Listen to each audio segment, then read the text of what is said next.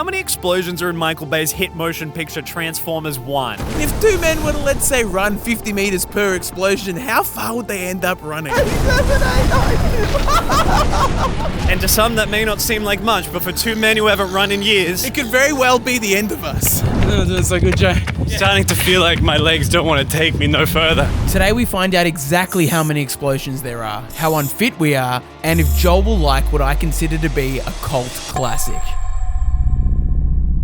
Before time began, there was the Cube. Transformers immediately introduces us to the Cube, which was the cause of the robot war. The Cube was sent into space and lost for many moons until they happened upon it in a little old place called Earth. Here on Earth, we get introduced to a group of soldiers finally returning home from war after serving in one of America's many wars. We catch a glimpse of a sweet moment of them dreaming about what life will be once they're away from the guns and explode.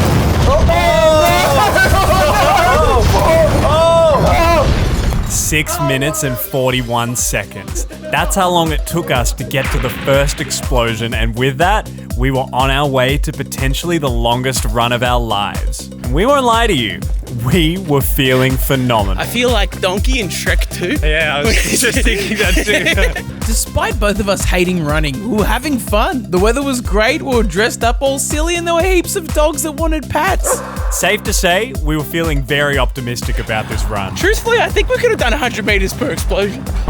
I don't think you know what you're getting yourself into. And neither did Sam Witwicky when him and his dad drove into a used car dealership. Well, my son here, looking to buy his first car. Little did Sam realise that the thing he was getting inside was actually a sentient man. Feels good. I think you mean Autobot, Mac. Anyway, everything was looking normal until... And this is where we decided that... Smoke grenades don't count. Flashbangs don't count. Only fiery explosions. Fire explosions. Good thing we thought about the rules early on. Not that they mattered, because that's not what Michael Bay was serving up. Instead, he was building a plot. That's right, there's actual stuff going on in this movie, aside from Big Robot, Angry Republican Man, and Megan Fox. The first love of many teenage boy and girl across the globe. But now watching it back as a grown adult, the sexualization of Megan Fox seems so creepy, seeing as they cast her to play a teenage girl. He's a criminal. Criminals are hot. Ew, why incorporate? Sheesh. I sure hope this doesn't lower Joe's rating of the movie. It did, Mac. It really did.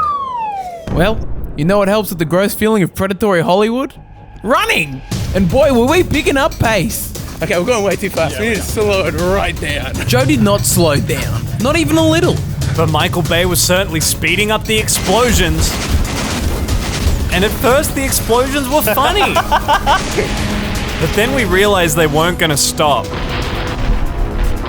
And because of the stupid title of this video, that meant real-world repercussions for us. Yeah. Starting to feel like my legs don't want to take me no further. My feet are on fire. Running is hard. Turns out, if you don't run for 5 years, your body doesn't like it. There's a blister forming on my left foot. Oh no. And my right leg wants to give out something foolish. But we soldiered on. Because truthfully, we were still having a great time despite the foot pain. We actually became best friends through exercise, but we don't do it anymore. When COVID hit, we happened to be living in the same suburb as each other, close enough that we were allowed to go on bike rides together within our 10-kilometre bubble. So, we started cycling together 3 times a week. We also started watching every single Dwayne "The Rock" Johnson film, but that's another story. The almost daily exercise gave us a place to chat for hours on end about life. We found out we had a lot in common. Things we dreamed of, things we feared, and in a time where we both needed it, we found the best friend. Eventually, we started creating together. And from that, we made this YouTube channel. And then we got busy with life, with work, with YouTube, and we stopped exercising together. So yeah, we might look like we're in hell right now, but truthfully, we're absolutely loving the opportunity to get outside and chat about life again. But if this pops off and we become an exercise channel? I'd rather die. Did someone say die? Oh, Sam! Just kidding. Sam Witwicky is alive and thriving. His car evolved into the dream car of every single man in his 40s, and he got the dream girl of every single man in his 40s. Criminals are hot. Down, John Turturro. That's not okay. Anyways, now Sam Witwicky's the world's only chance of survival. and he's stuck in the middle of the next robot war on Earth between the Autobots, Decepticons, and the US government. Man, those guys just love war. And just as quickly as he becomes cool with his car Bumblebee, he's taken away! Now Sam's without his robot man friend. They're being hunted down by the Decepticons for his glasses from earlier in the video to find the cube. The Robot War Cube! Is any of this making sense? No? Well, whatever. We know what you're here for.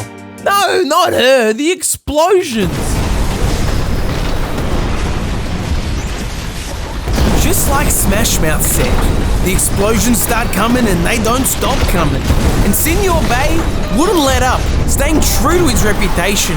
But his explosions were no match for the power of true friendship. We felt alive, baby. A second wind was blowing our way and there was no stopping the Sharehouse train. Jeffrey Bezos!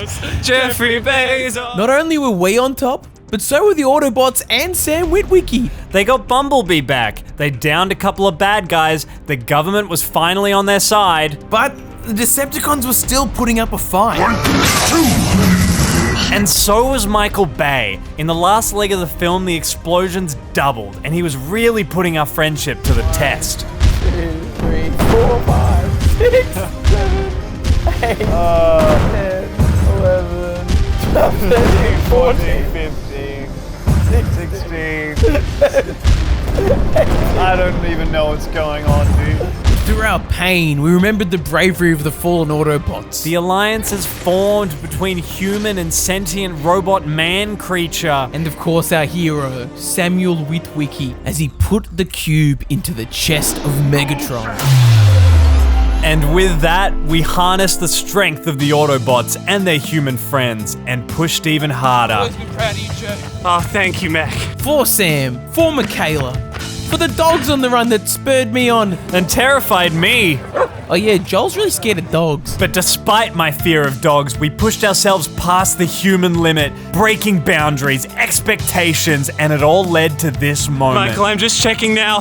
Yeah? We've not only finished, we have overshot by almost 500 meters. We did a big run. We did big run. We run fast, run far for fun. How far did we run? Come down, let us sing our song. Gosh darn did it. We survived.